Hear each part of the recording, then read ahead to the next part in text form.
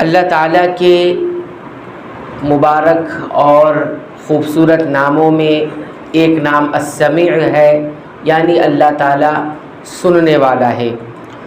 اور اسی طرح ہم اس بات پر گفتگو کر رہے ہیں کہ اللہ رب العالمین جو سنتا ہے اس کی دو قسمیں ہیں۔ ایک قسم کا تعلق تو ان چیزوں سے ہے جو سنی جاتی ہے، تو اس کا معنی یہ ہوتا ہے کہ اللہ تعالیٰ چیزوں کی، مخلوقات کی آواز تک پہنچ جاتا ہے، رسائی کرتا ہے۔ دوسرا معنی ہم نے بتایا تھا کہ سننے کا معنی یہ ہوتا ہے کہ قبول کر لیتا ہے، اور اس کی بھی مثالیں ہم نے دی تھی۔ پھر ہم نے جب یہ بتایا کہ اللہ کی جو سننے کی جو صفت ہے، جس کا معنی اللہ آوازوں تک پہنچ جاتا ہے، تو اس کی تین قسمیں تھی۔ پہلی قسم یہ ہوتی ہے کہ اللہ تعالیٰ کا مقصد تحدید ہوتا ہے، دھمکی دینا ہوتا ہے مجرمین کو، کفار کو، تو اس کا بھی تذکرہ ہو چکا تھا۔ اسی میں دوسرا مقصد جو ہوتا ہے، اللہ تعالیٰ اپنے سننے کا جب تذکرہ کرتے ہیں تو دوسرا مقصد تائید ہوتا ہے۔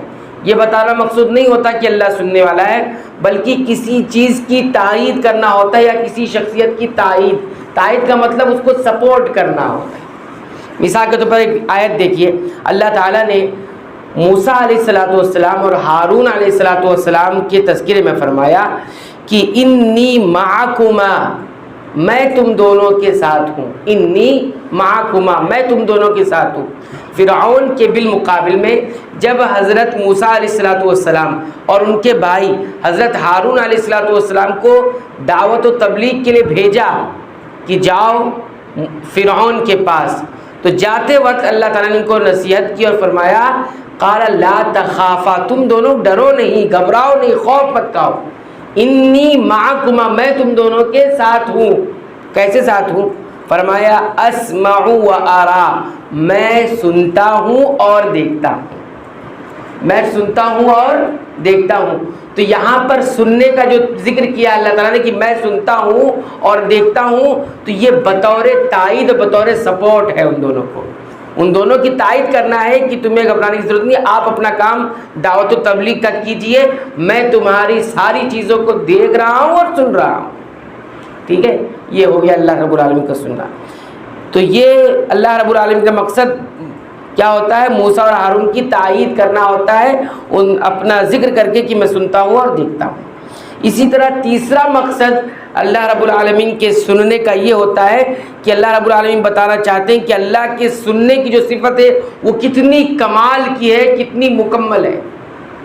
اللہ تعالیٰ کی سننے کی جو صفت ہے وہ کتنے کمال کی ہے اور کتنی مکمل ہے، وہ بتانا مقصود ہوتا ہے۔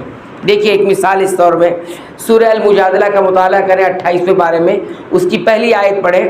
اللہ تعالیٰ اس میں فرماتے ہیں قد سمع اللہ قول التی تجادلک فی زوجہا، اللہ تعالیٰ نے سن لیا ہے اس عورت کی بات کو جو آپ سے بحث و تکرار کر رہی تھی، آپ سے جھگڑ رہی تھی، فی زوجہا، اپنے شوہر کے بارے میں، وتشتکی الی اللہ، اور اللہ سے شکایتیں کر رہی تھی، گلہ اور شکوہ کر رہی تھی۔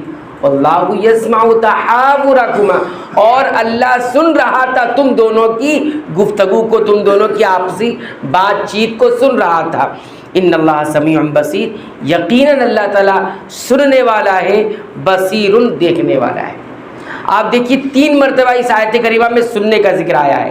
قد سمع اللہ، اللہ نے سن لیا، ایک مرتبہ ہوا۔ اس کے بعد آیا واللہ یسمع تحاورکما، اللہ تعالیٰ تمہاری گفتگو سن رہا تھا، ایک مرتبہ آیا سن لیا، ایک مرتبہ آیا سن رہا تھا، ٹھیک ہے، 2 مرتبہ، اور آخر میں فرمایا ان اللہ سمیع بصیر، اللہ تعالیٰ سننے والا ہے، دیکھنے والا ہے۔ یہ تیسری مرتبہ، 3 مرتبہ سننے کا ذکر آیا اس ایک ہی آیت کے اندر۔ یہ تو تینوں آیت میں تینوں جگہ بتانا مقصود کیا ہے اللہ رب العالمین کا؟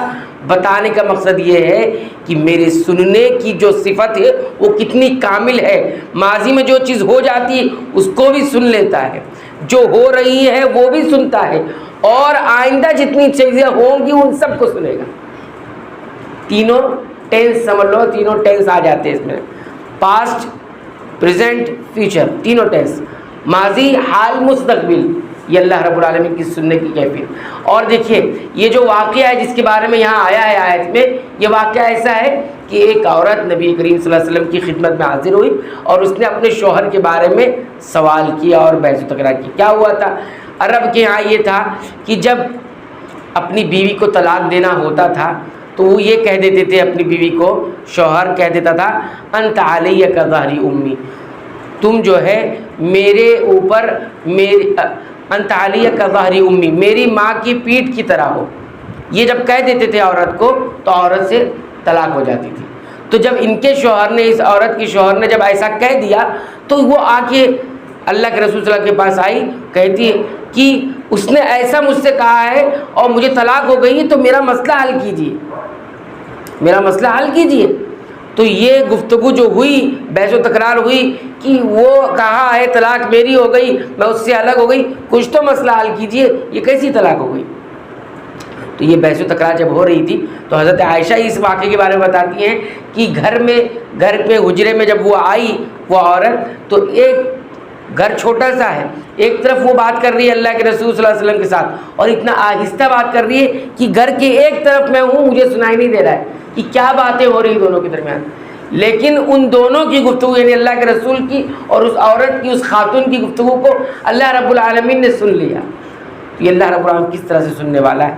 تو کہنے کا مقصود یہاں پر یہ ہے کہ اللہ رب العالمین کے قرآن حکیم میں جتنے بھی سننے کا ذکر ہے کہ اللہ تم سنتا ہے، اس کے کئی ایک مقصد ہوتے ہیں۔ 3 مقصد ہم نے بتائے، ایک تو تائید ہوتا ہے، ایک مقصد اللہ رب العالمین کو دھمکانا، اللہ رب العالمین کا دھمکانا ہوتا ہے گنہگاروں کو، اور تیسرا مقصد اللہ رب العالمین کا جو یہ ہوتا ہے کہ وہ اپنی سننے کی جو صفت ہے اس کو بتاتا ہے، وہ کتنی کمال ہے اور کتنا چیزوں کو گھیرے ہوئی ہے۔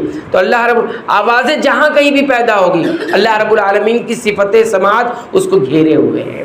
تو یہ چند باتیں تھیں سننے کی طرح، اور بھی باتیں انشاءاللہ ہم آئندہ درس میں ذکر کریں گے۔ اللہ تعالیٰ سے دعا کرتے ہیں رب العالمین تو ہمیں اپنا صحیح اور حقیقی تعارف اور معرفت حاصل کرنے کی توفیق عنایت فرما، اور اس کے جو بھی تقاضے ہیں ان کو کما حقہ پورا کرنے کی توفیق عنایت فرما۔